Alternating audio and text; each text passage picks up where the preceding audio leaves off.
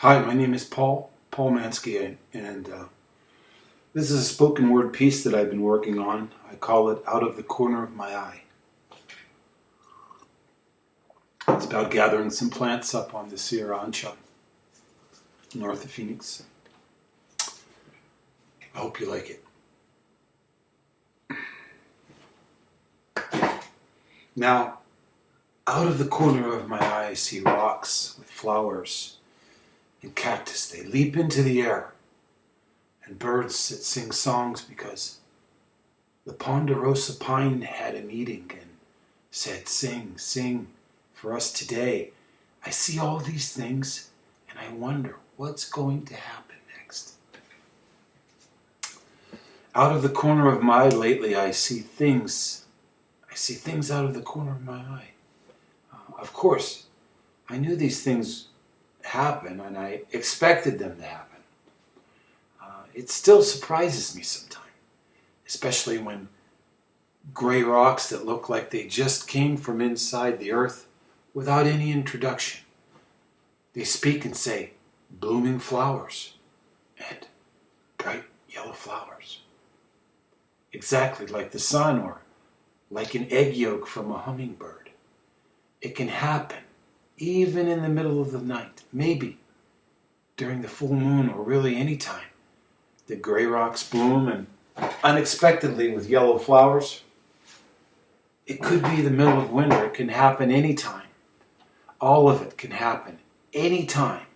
Seeing it out of the corner of my eye.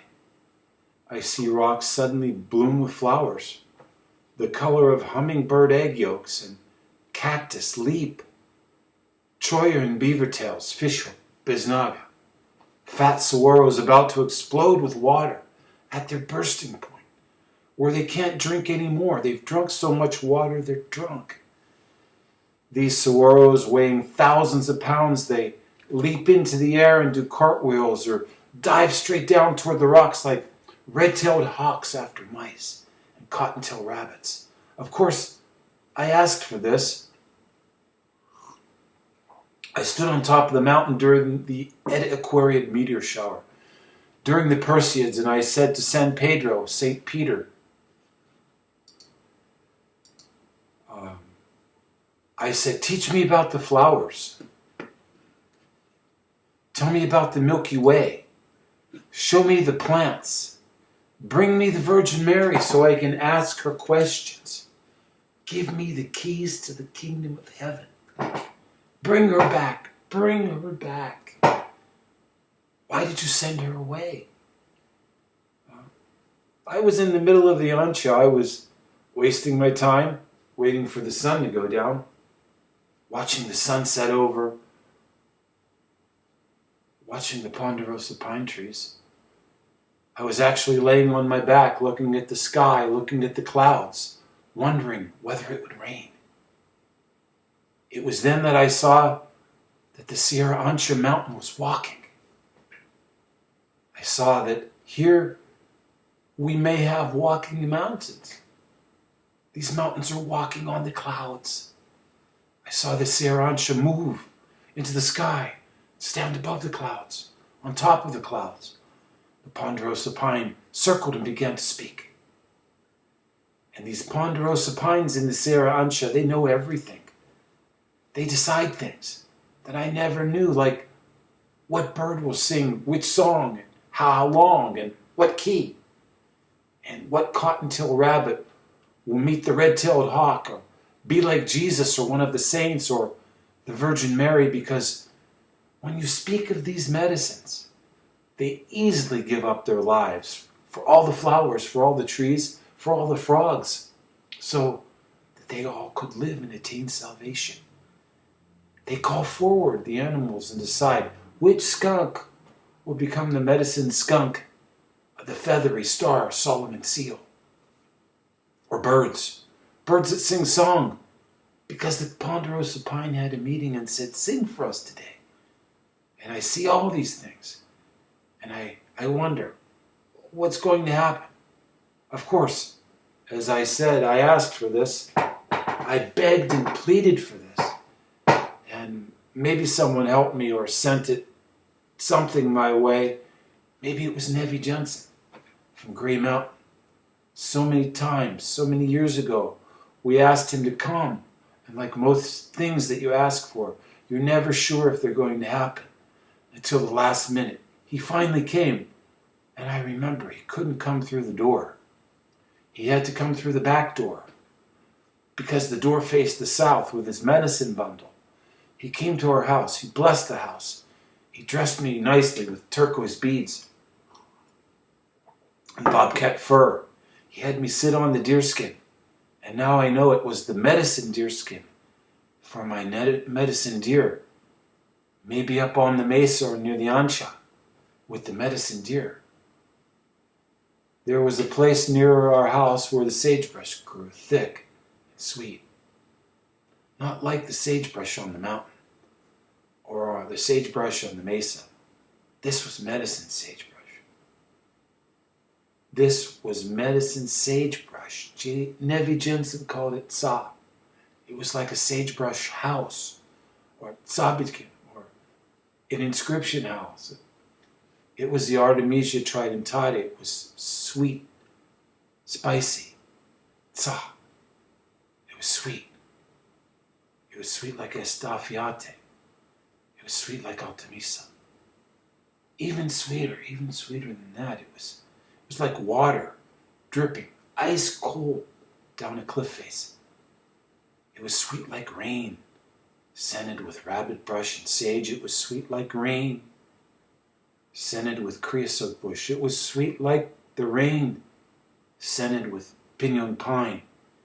It was sweet like the rain, scented with Ponderosa pine, Arizona cypress. It was sweet like the sweetest ocotillo flowers, orange, dripping, thick with nectar that the ants gather. It was sweet like the sound of a woman's voice calling your name, asking you to come towards her. It was sweet like her breasts, thick, fat with milk. It was sweet like yellow evening primrose flowers. It was sweet like datura flowers. It was sweet like the fluffy, downy fur that covers the medicine deer up on Ancha. This sagebrush, it was in the bottom of the valley in the red rocks in a place like a cave where there were pictures on the walls. Pictures of deer, medicine deer, butterflies, and circles that go round and round like our lives that live around and around. We always come back to this point in the center of the circle. That is between what makes us who we are and also makes us who we are not. Because we go around and around this point just like the sun and the moon and the clouds go around in the medicine deer sagebrush circle along the coxcomb. That's what Nevi Jensen knew. That's why he came. So I trace it back to that day when he came to our house and said all those prayers and dressed me with turquoise and sprinkled me with corn pollen and had me repeat the prayers that he said. Even though I didn't know what the words meant, I repeated what he said. Nasdan, Biete, Huetna, Akona Hasdan, Diano, Ban Sedekes, Wajana Husli, Wajana Husli, Wajana Husli, Wajana Husli. I repeated what he said as best I could, and they were like seeds to grow in my heart. And ever since that time, I've seen out of the corner of my eye. I've watched and waited. I stood waiting for a train that I got on a long time ago, and I got on the train, but I never got off. I kept riding, and it took me places. And then, when I watched and waited, it was like an old man got off the train. And I am now the old man, and I'm not sure if the young boy is even riding the train anymore. I watch. I look. Maybe someone will come today. Maybe someone will come to my house or your house or to the deer house or this Ancha deer medicine house. Maybe one of the angels or saints will bring me a story or a song or show me a new plant or tell me how to make medicine or good strong medicine to open my heart. And like I said before, I wanted to meet a teacher, so I had to become a student or like a student so I could meet the teacher face to face. So I called on the Virgin. I went to the Virgin Mary, the Blessed Mother, the mother of all good things, the one who gives birth to everything, to her Son Jesus Christ. The Virgin Mary gives birth to all the animals. The Virgin Mary gives birth to all the flowers, and the Virgin Mary stands with us, and she doctors us at times. She shows us the way and new things, new heavens, new earths, right here among us. I offered her what I could offer her, yerba santa, and some creosote and ocotillo flowers, a piece of fruit, some holy water where I sat down and said the rosary day after day, waiting for her. I called on Nuestra Señora de los Remedios, the remedies. One thing for sure, Virgin Mary is with us at every moment. She helps us on this medicine road. She could help you too. Don't be afraid to ask her. Come to her with a humble heart. Maybe you could drink the tea of ocotillo flowers or make a tincture of ocotillo or use the brittle bush or maybe aristolochia or maybe cypress or desert willow, whatever it is. Use as many plants as you can to come to the Virgin Mary. Or use only one single pink wild rose blossom or a bunch of blackberries. Or use whatever you like. I asked her to be my teacher. She's always been with me, the Virgin of Guadalupe, the mother of the miraculous metals. It took me some time to see that she was the first woman. She was like Eve in the Garden of Eden, transformed, and she came like a changing woman. I think she probably was the same as Nazdan Nadle, who stood on the other side of the river. And she was very sad when she saw the monsters that men created. She came to transform. She came with corn pollen and good medicine. And she showed us this medicine road that goes from horizon to horizon, following the Milky Way. That's the marriage of Mary and Joseph. Well, Guadalupe comes to teach all of us.